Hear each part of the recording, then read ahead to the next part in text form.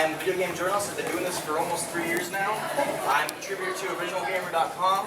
It's up here. I also have my own website, RPG Fanatics. I'll just do this over here. RPG Fanatics, which is, you guys ever familiar with like Giant Bomb or anything? I've heard of it. Heard of it?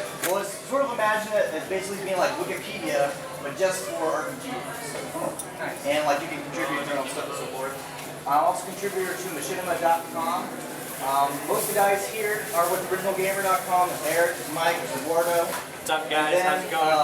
Nerdemic over there. Way at the bottom, my name is Michael Hicks. I am the final writer for the Nerdemic, which no one's ever heard of. There it is right there. On the big screen. Oh, it was. No, it's not. No, he just had it up That's there. our site. My name is Eduardo. I'm editor of original-gamer.com.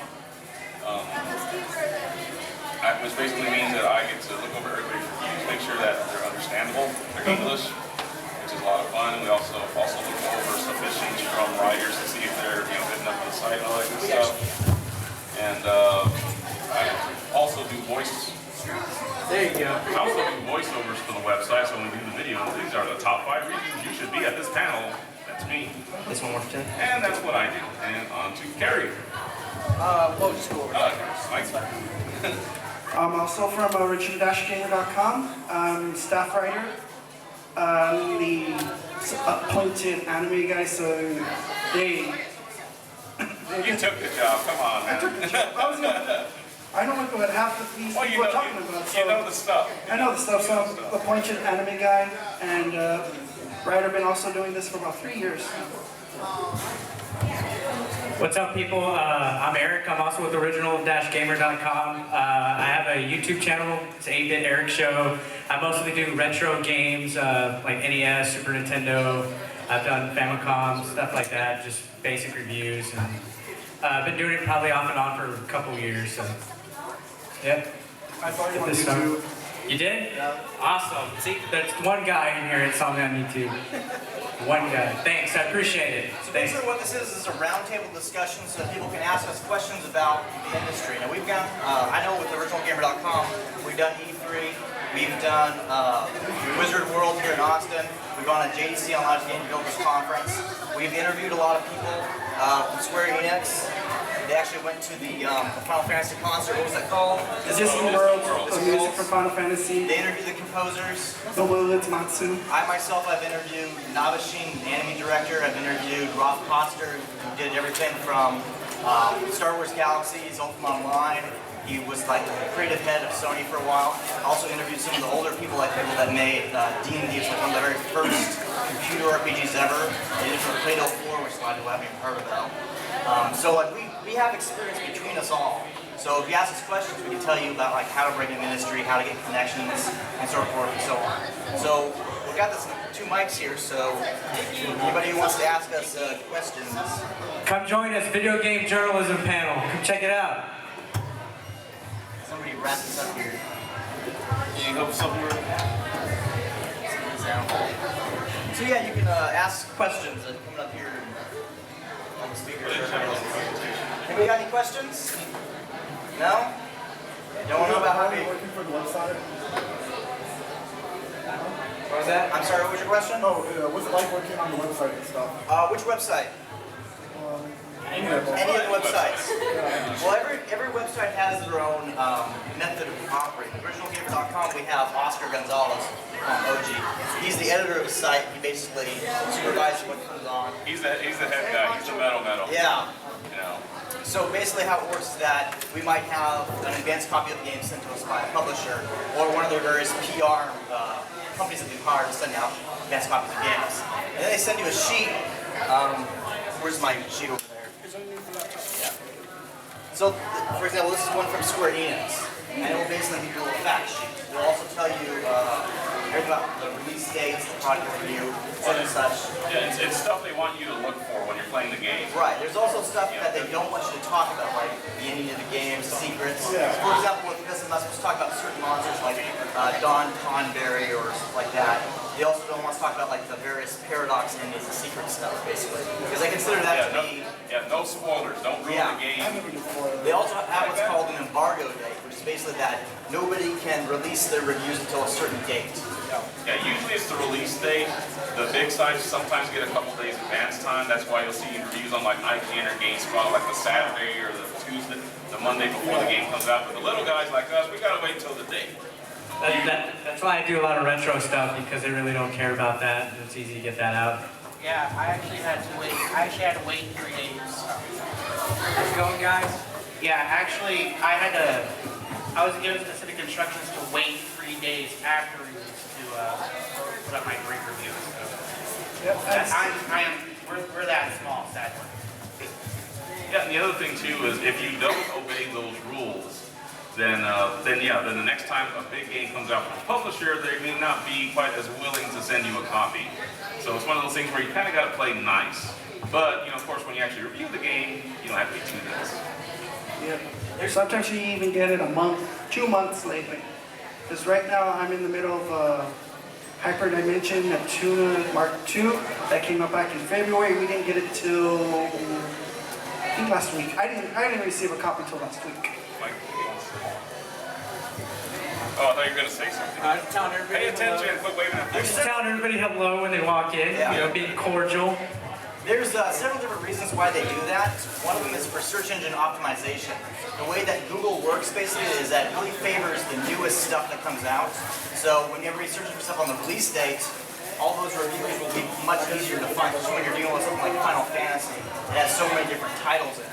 They really want to drive content to the recent stuff that's been posted about Final Fantasy. There's also something like Metacritic, for example. If you're not going to give a game a really good review for Metacritic, they don't want you to put it up until a couple days after release, because they believe that that's going to help their sales. Anybody else have any more questions about it? Something else that they generally also ask you to do is when you're rating a particular game, use a particular scale, simply so that then Metacritic does pick up on the review. Simply because apparently Metacritic is just that important for their statistics.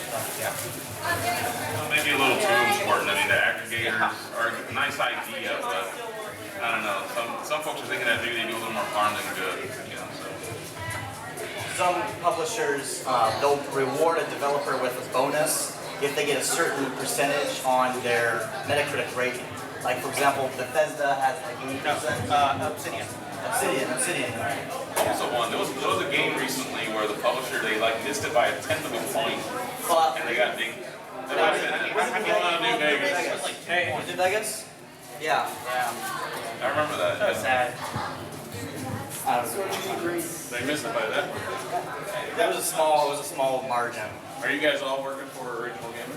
No, I don't. All of us over here are affiliated with Original Gamer. He's with Nerdemic. I also do stuff for Machinima and have my own website, RPG Fanatic, as well. What was yours? What was the name of your site? Nerdemic. Yeah, Nerdemic. The Nerd. I am a contributor for the site, the Nerdemic, which is a very small amateur independent site, that is particularly known for the podcast that is known as the B-Side Show, which has actually, if I remember properly, someone has officially declared it the worst gaming podcast known to man. Really? Seriously. Seriously. Like, I actually have your mail that I could read to y'all, but unfortunately it has swear words in it, so I don't think Yes, and this is a family-friendly convention. So You have to remember this is a family-friendly convention, and this university is based, this university is a Catholic university, so yeah. Yes. No. And also, by the way, if somebody is dressed up as a nun, they may be a nun, so Yeah. be aware of that. But see, like, that's funny that you mentioned it, because part of being like a video game journalist, especially online, no matter what you do, you're gonna have your critics, and it's just something you gotta just let roll off your shoulder because it happens. And a lot of the time, it's not even constructive half the time. So I mean, But people like to be weenies, they like to troll and make fun of people just because. I mean, I wrote an article just the other day about the whole Mass Effect 3 brouhaha that kind of boiled up. And like most of the comments were like, oh, you stink, you're an awful writer, you're an awful journalist, because you called us out for being, you know, little kids for complaining about the ending of this game. So you like the ending of the game?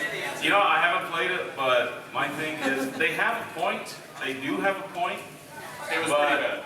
Yeah, they do have a point, but it's hard for me to sympathize with them when they go off the deep end. It's okay to be upset. It's okay to, you know, write angry emails and da-da-da.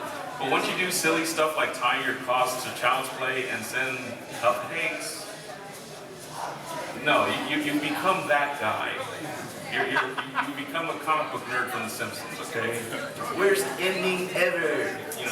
You know, and once you pass that line, don't expect anybody to follow you. I mean, really, you know, you're just making us look bad. Sadly, That was Basically, worst ending ever was 1942 when it said it turned to Your black winner. screen. No, it said congratulations. And it was a black screen, and that was it. Awesome. Awesome. That was your reward.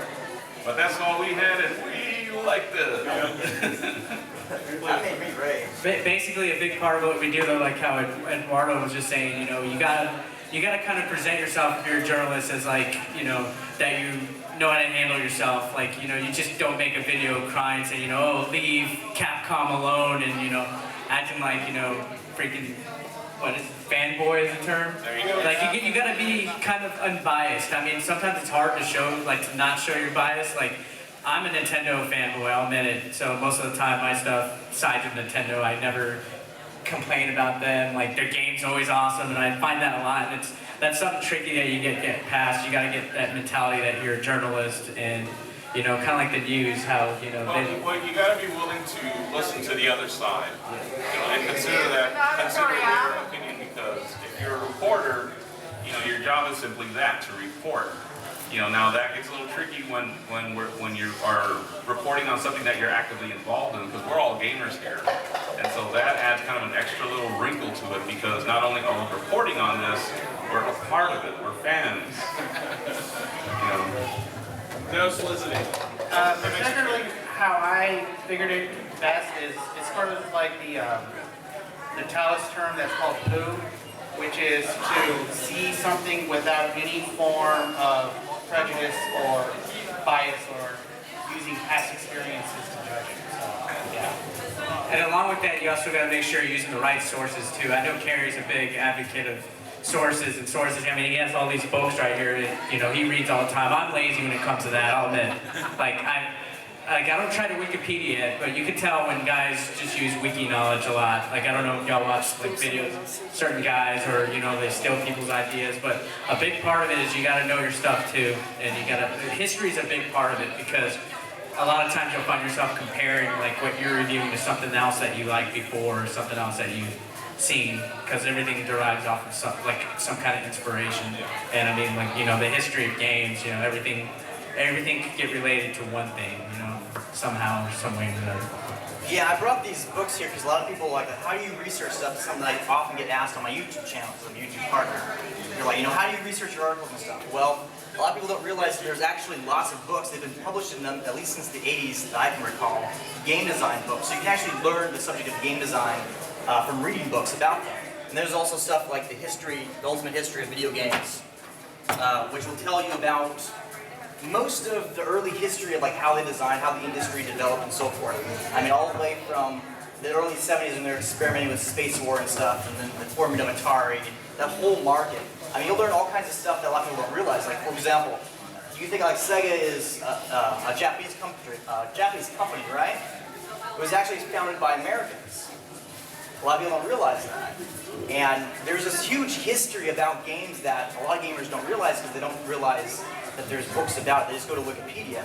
And Wikipedia might tell you some things about it, but it can be edited by anybody. And they can put all kinds of stuff. Like, I went to a Nintendo thing, they said like they were formed by the Nazi party at some point. I mean, there's better sources out there for stuff. I mean, another example, this is Designing Virtual Worlds, written by Richard Bartle. Richard Bartle was one of the co-founders of Mud One back in I believe they started in the late 70s. It's basically the forefather of the whole MMORPG genre. And a lot of the stuff they did is still with it, even when they create World of Warcraft or Star Wars The Old Republic. Like, this stuff was started a long time ago, and it's still there. And you can really learn the history of the whole thing just by that. If you want to know about, like, EverQuest, for example. There's a book called EverQuest Companion, which has the whole development side of it, like how they got the idea of it. The previous games that the people had worked on and so forth. I mean, you can actually research this stuff. You don't just have to go by what Kotaku says or Wikipedia says. You can get interviews and stuff, which you don't really see on. Certain stuff you gotta be careful though, because like older stuff, especially like, you know, urban legends like how Atari buried ET games and all that, there's really no direct sources for that. And then also if this also goes into game collected, like you can kind of find it confusing as to why certain games are considered rare, because there's really no proof, like definite, like it's only approximate figures for certain games and certain like history. So you gotta kind of be careful. Like if you're say you're doing a review yourself, you gotta say, you know, according to rumors, or you know, I've heard. You gotta kind of like do your review or your piece, but you also gotta kind of phrase it to where you're not really, if you're not sure of the source, to where you're not saying it's definite. Like if you never really know your sources or your research, you gotta kind of be like, you know, according to hearsay, or I understand, or I've heard, speculate, yeah, speculation, allegedly. But yeah, sources is like a big part of it, but there's times where it's like sometimes you're just not gonna find like a credible source, and then sometimes you gotta kind of wing your way around it at times. So. Well, and you gotta let your reader know when you're doing that. And you have to let your reader know when you're not talking about facts. This is a rumor. This is something I heard. This is something you know, that's going around. You have to let your readers know that. Don't present things that aren't facts as news. You know, actually say rumor. You know, this is unconfirmed. We don't know. We heard this. If you don't tell that to your readers, you're doing them a great disservice, because they're going to assume it's news. You know, and then everybody goes nuts over something that was just a rumor. Like the, you know, everyone's talking about, you know, the next Xbox, the next PlayStation 3. You know, nobody knows anything yet. Wii U. Huh? Said Wii U.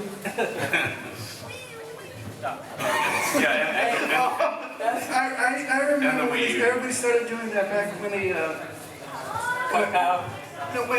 when they revealed it last year at E3, and everybody started making that jump, because it was a ridiculous name.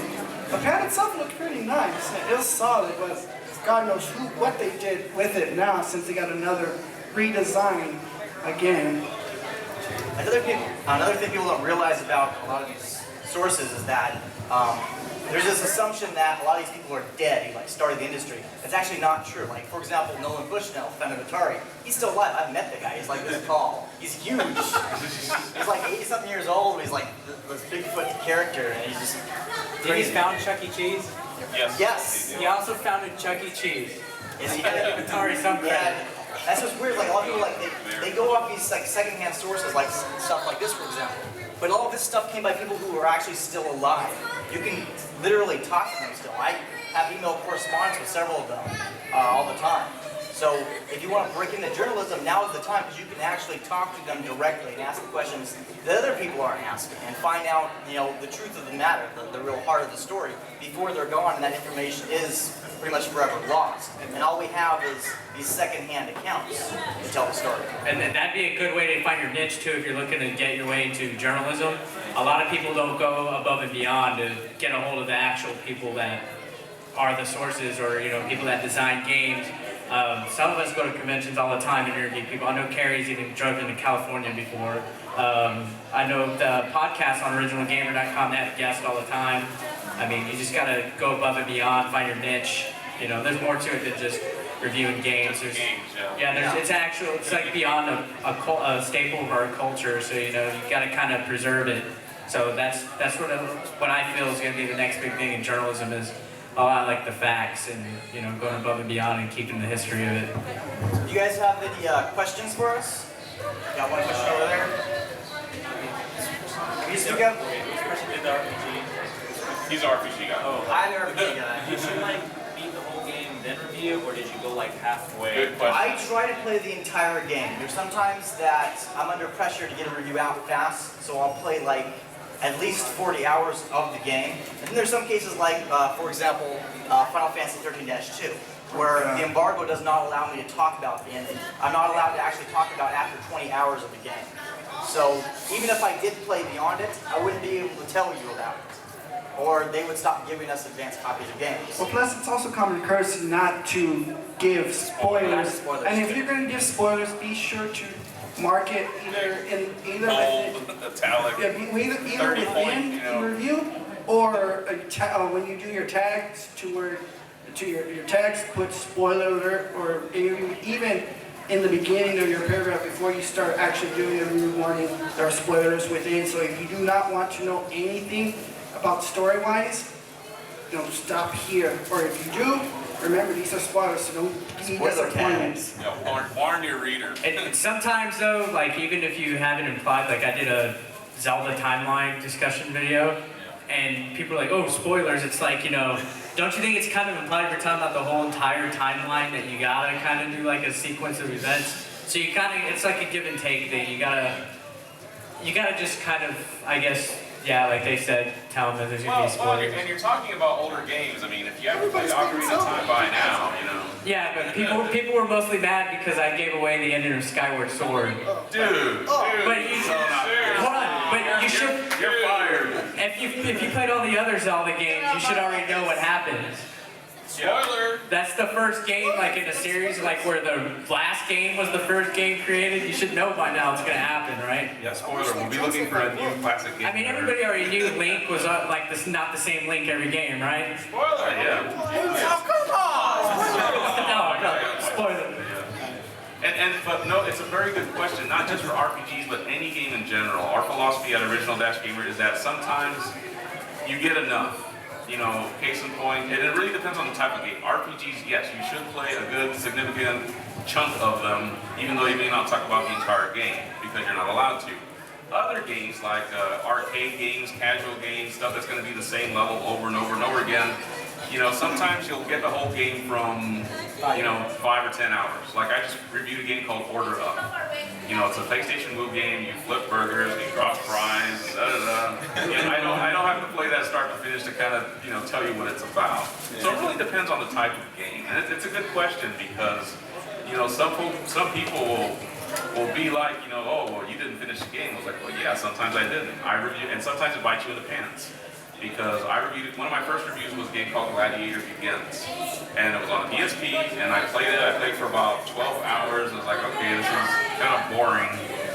So I don't think that I'm going to see anything different. So I wrote my review, finished my review, turned it in. A couple weeks later, I saw the game in the store.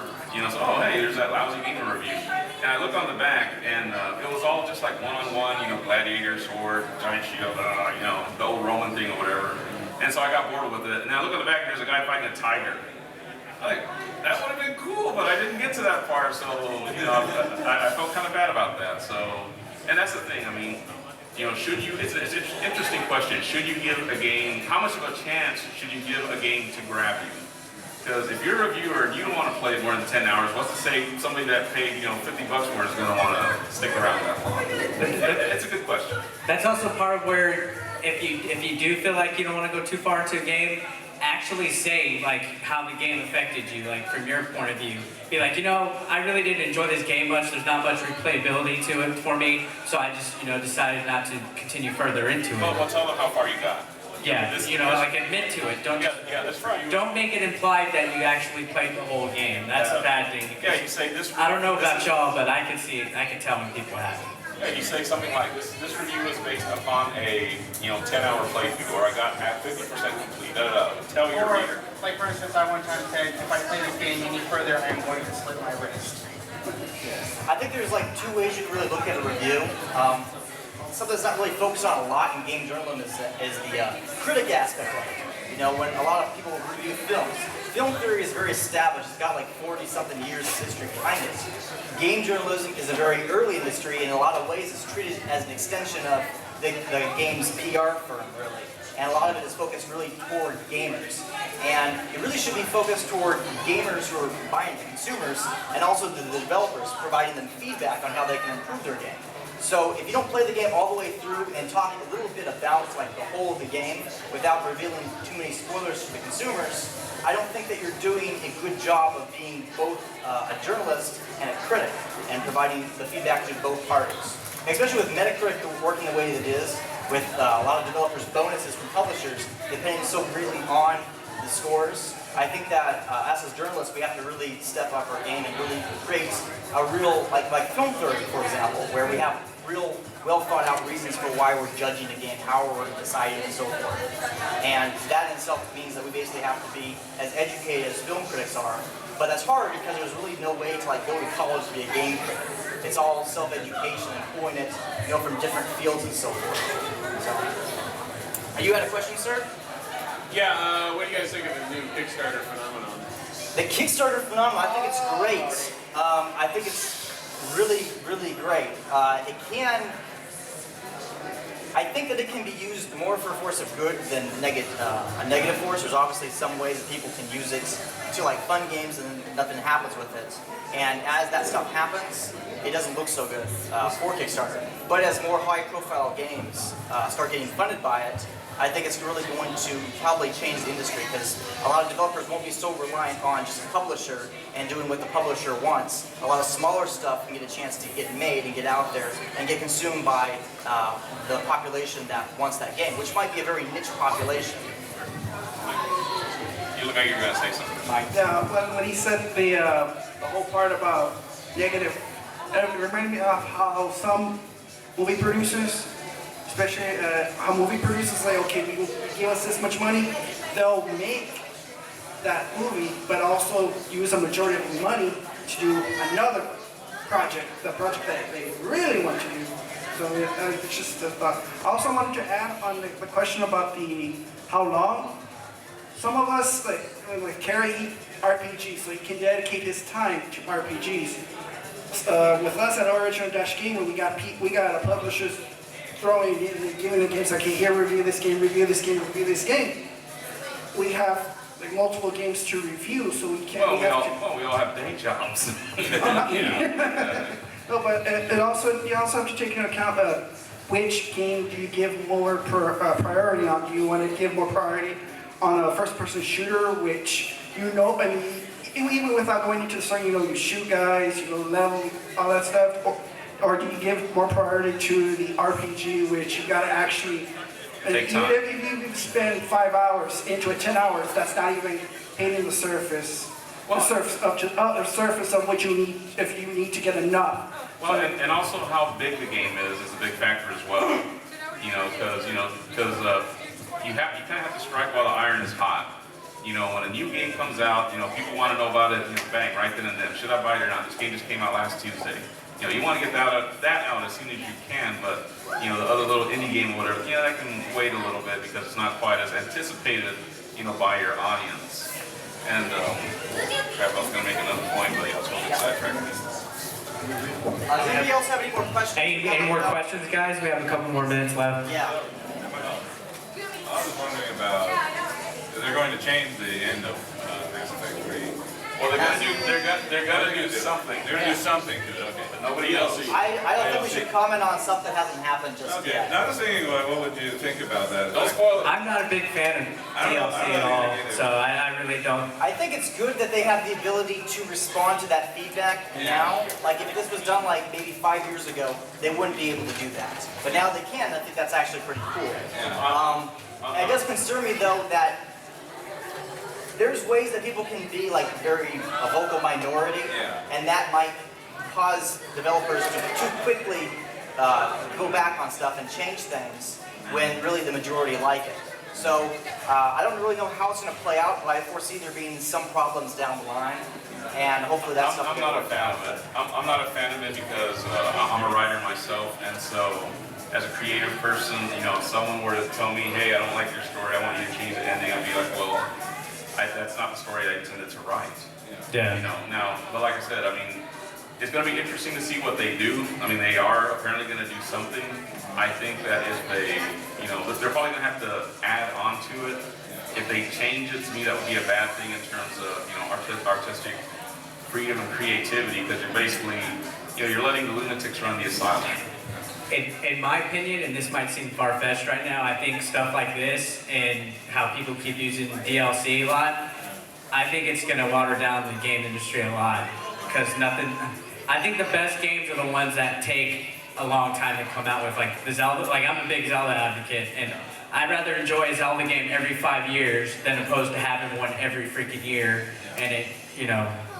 To be a devil's advocate to that, with the game resale market like GameStop, for example, that really does actually cut into the profit margins of the company. And when I say profit margins, I'm talking about the enormous resources it takes to make some of these games. The fact of the matter is that salaries are increasing, the technology is increasing, the licensing is increasing, the monetary cost to make these blockbuster games is increasing.